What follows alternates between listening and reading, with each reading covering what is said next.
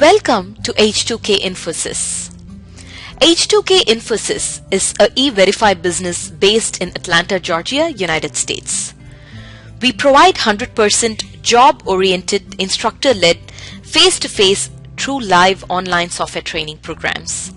It also includes access to cloud test lab with software tools. We provide live project for you to work on. We also provide assistance with mock interviews, resume preparation and review, and job placement assistance. H2K Infosys is trusted by so many students across the world. H2K Infosys provides world-class services in IT training with real-time project work for corporates and individuals, special IT training for MS students in the United States, software design, development, QA manual and automation, performance testing and maintenance, IT staff augmentation, job placement assistance, and tech support.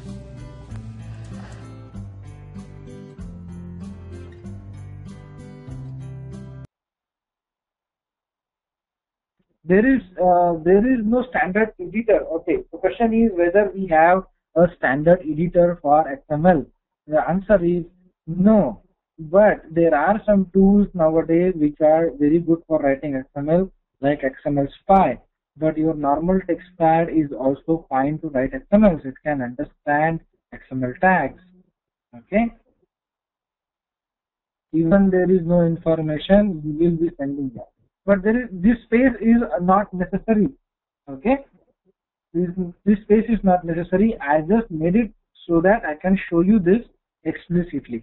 But you may have or you may not have that space. Okay.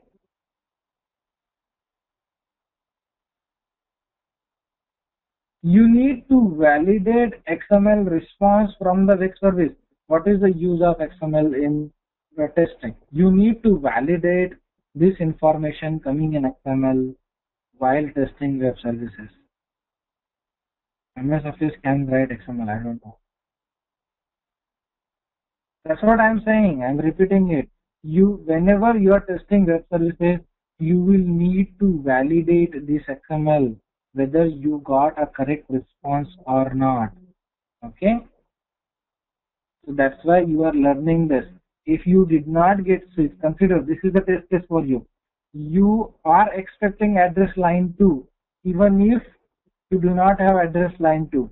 That's a test case. Now address line 2 did not come. Then what is that? Test case is failed. You will write it in your test case document that you should have address line 2. Okay? What is just services? We will be working on that. That's a long question yet. We haven't discussed that yet. Okay. So to go back to the question, how is that different from HTML? Okay. First question we got from today's class is what is the difference between XML and HTML? XML is not a replacement of HTML. Okay. What is HTML? Hypertext markup language. Okay. XML and HTML were designed for two different goals. XML was designed to transport and store data. Remember that. Okay. Rishi, can you hear me?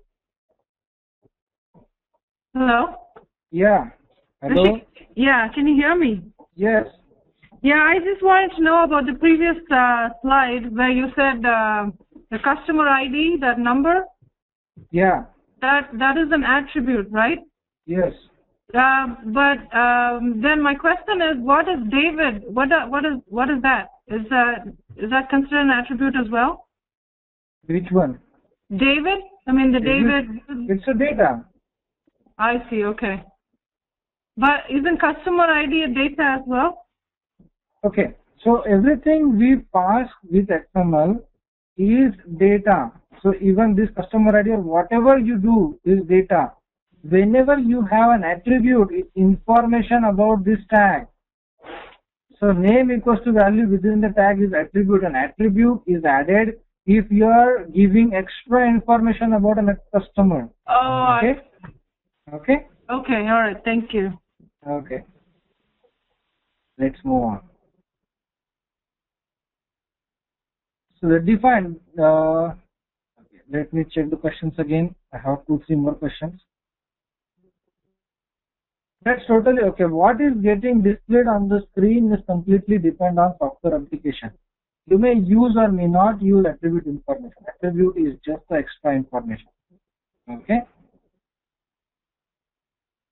Yes, absolutely. Any tag can have attribute. Nice question. Thanks for that. Any tag can have attribute. First name can also have attribute. Address can also have attribute. It all depends on how you design the software system. Remember that attributes is extra information. If this is not, okay, software systems may ignore attribute information. Remember that. Okay. So customer ID might be ignored by your software. So if some information is not important but just an additional info, only then it goes in attribute. Okay, that is too technical.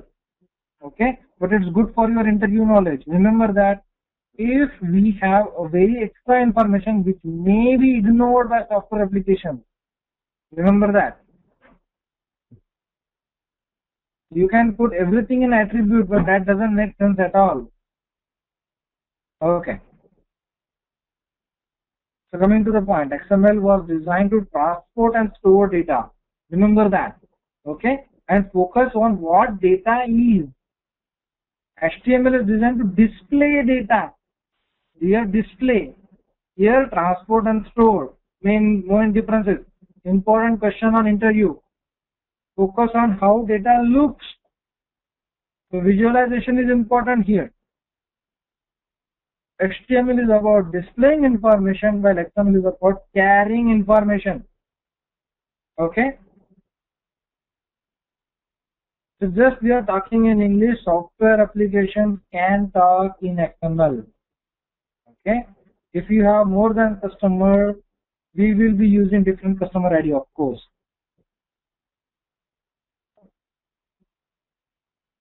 Let me check the question. Does that mean that attribute is assigning a value to the tag? Attribute is just additional information about the tag. It doesn't assign any value to the tag.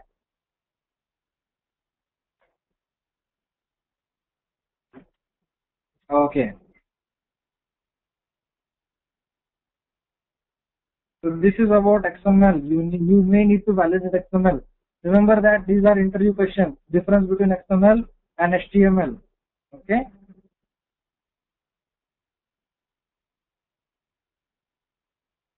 Attribute is additional information. I told you.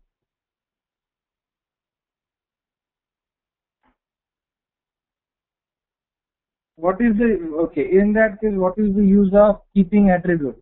Okay, so this is web services class. What is the use of telling you about XML?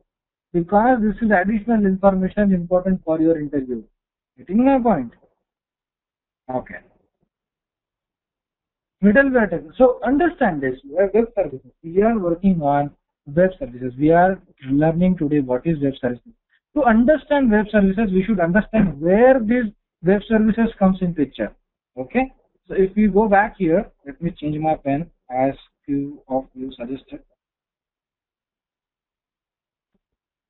Okay. So if we discuss this software application, right? So we have a software. We have one software which is communicating to another software. Okay. And this communication, I told you, with the help of XML, right? Okay. So who is initiating this? This is a sender and this is a receiver, and data is flowing with the help of XML, right? So we need to understand this technology which is transporting the data from here to here. Okay. So consider an example of mailbox. Okay. So you as a person go to the mailbox, okay, and drop a mail, okay, to USPS, right? And then USPS transport that mail to receiver. What happens in between, you don't know about it, right? So this technology of handling your mail from your end and putting it in receiver's end.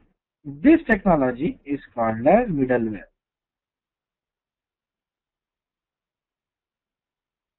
Okay. So I have the same example right here. Think about this, a real-time example. You are putting a mail in your mailbox, which will be carried by this USPS guy or whatever information, a transport guy, okay, a FedEx guy, UPS guy, and he will send this data to this particular receiver. Okay, data, package, gift, greeting cards, gift cards. Okay, you can send it across, and he will get it. Okay. The technology of handling this from you and giving it to receiver is middleware technology. Okay, and web services is middleware technology. Okay, so whenever you are testing a web service, you will not be testing front end, you will not be testing back end, you will be testing in between. Okay, how you will do that? We're gonna learn that. Okay. So in software system, postal system is replaced by middleware technologies. So this is probably a software system which is developed in Java. This is probably a software system which is developed in COBOL. And if they want to communicate with each other, they are using middleware technologies. Okay. Now, there are two types of middleware technologies. One is called as synchronous, and another is called as asynchronous. Okay. So what is synchronous and asynchronous? So imagine like I'm a person and I have a friend. I'm giving him a call. Okay. So he has to pick up a call immediately. Right. So I'm calling him and he has to answer immediately. Okay. That's a call. Whenever a person calls, you will answer immediately. That's called as synchronous communication. Okay, but let's imagine a situation when I am texting somebody. When I am texting somebody, now this person might not get the text immediately. He might be watching a movie. Okay, he is watching a movie. He is not paying attention to his phone. Okay, now he can see text whenever he get a chance. And then he will reply. Okay, so this technology is called as asynchronous. Okay, so asynchronous means, okay, so before he sends a text back, are you waiting for him? Okay, he might be sending text back after 3 hours. Are you just waiting for 3 hours? No, you are also working. You are also going for a movie. You are also shopping somewhere. You are not waiting for the text back. He is also not waiting for your text. Okay, he received it. He is watching movie. He watched the movie, then replied you. So everybody is doing their own work. Okay, but the communication is happening. Okay, you will get the response after some time. Okay, this is asynchronous communication. If something has to be replied immediately, if the phone is ringing, I will be waiting for your voice, waiting for you say hello. This is synchronous communication. Okay, so this is a main difference between these middleware technologies. Both are cell phone operations, both are communication, both are middleware technologies. Okay, but one way of communication is immediate and one way of communication is totally asynchronous. Okay, we do have same example in our material. Now, okay, so middleware technology is used to connect two different computer systems together. Middleware technologies collect output of the source system to input of the destination system. This is just a definition. Connection can be synchronous, okay, or asynchronous. And there are some examples. Synchronous communication. Web services comes under synchronous communication. Asynchronous, you have different things, message queues and all. Okay, what we are working about, we are talking about today is web services. Okay, and who decides whether we should go for synchronous or asynchronous? It depends on software requirement. What is requirement of that software? So whenever you need synchronous communication, you're gonna use web services. You're gonna test web services. Why this? Whatever marks in red, important for interviews. What is difference between synchronous and asynchronous? Okay. Okay. Let me go to the question. Sure. What is the difference between API testing and web service? Are they synchronous? No. So what I told you, okay, the difference question is what is the difference between API testing and web service testing? Of course, there is a difference. What is the testing? If API testing happens here, okay, so you are actually seeing the UI, okay, you are actually seeing an HTML or user interface screen. You are giving some values on screen. You are submitting or doing something and see whether you get a proper response. Now, in web services testing, you don't have this layer. You don't have a screen. You have to test these technologies, and there is a software tool called as SOAP UI, which will be used to test web service. Okay. Okay. So the question another, we use asynchronous communication in my project. What is the advantage we get if we use synchronous? Okay, so there are different advantages and disadvantages depending on what you are exactly doing. Okay, if two different systems, say one system takes 1 hour to complete, another system takes 2 hours to complete, another system may not want to wait on that system. Okay, so asynchronous communication is the best pattern. Okay, but what is the best example of synchronous communication? Let's say you are buying something on Amazon.com and you entered a credit card information and you clicked on submit. And now if that is a asynchronous communication, you will get a response after 1 hour. Till that 1 hour, you will not be able to do anything because your credit card information is submitted and there is no response. You don't know what happened, right? So such scenarios are very important to be asynchronous. You should get an response immediately, right? So those communications should be synchronous. Generally, all the web-based responses, all web-based communications are synchronous communication. Okay, synchronous communication system waits for acknowledgement. Yes. Okay. Asynchronous acknowledgement is not critical. Yes. Okay. Live chat is synchronous. Yes. We can say that. But you may not expect somebody will reply immediately. Okay. What is the use of asynchronous? Let's say what is the best example of that?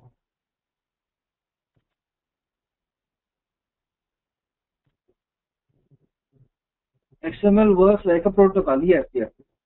Same postal we can give. Yes, postal services are synchronous communication. Okay. Websites are okay. I told you, all web-based communications are generally synchronous communication. Email communication is the best example of asynchronous communication. Okay. So these are nice examples which are coming from students. Thank you.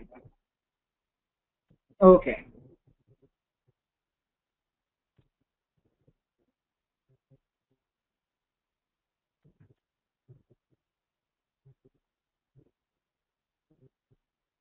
Okay, Amazon.com thing. Okay, I'll tell you real quick.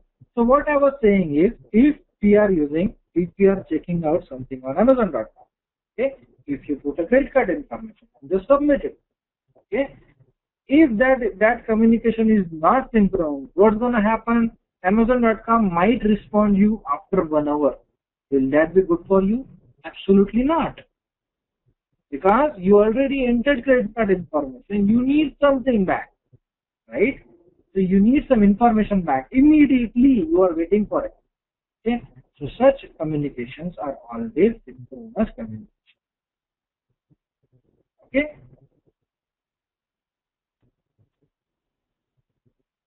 Okay.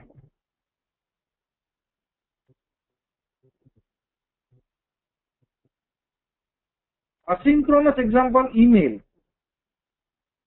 Email is asynchronous communication. Postal service is asynchronous communication.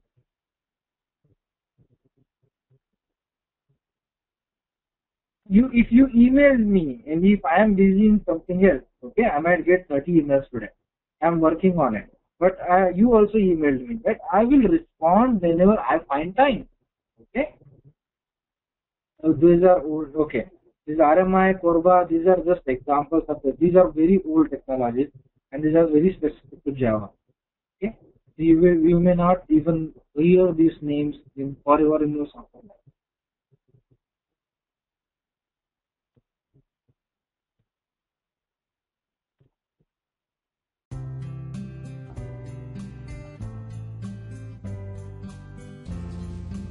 So many of our students have given testimonials on how our training programs are. You will find them on kudzu.com and on our website h2kinfosys.com. On our website h2kinfosys.com, you will also find more detailed information on who we are, the courses that we offer, what each course covers. Also, if you're interested in a demo program, please register on our homepage on the left-hand side. Just give us more information about yourself and we will send you a link for a demo class. The demo class is absolutely free. Experience our commitment by just attending an orientation workshop at no cost. Our team of faculty and advisors are here to guide you with the right information.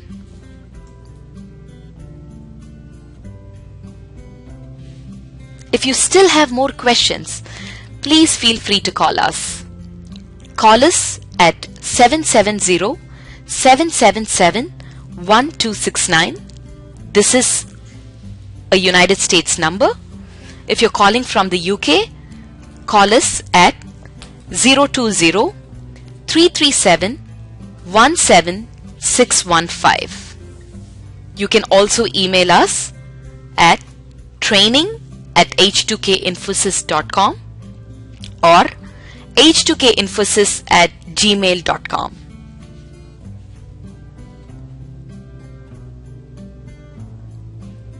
Thank you for watching our videos. We wish you a great career in information technology.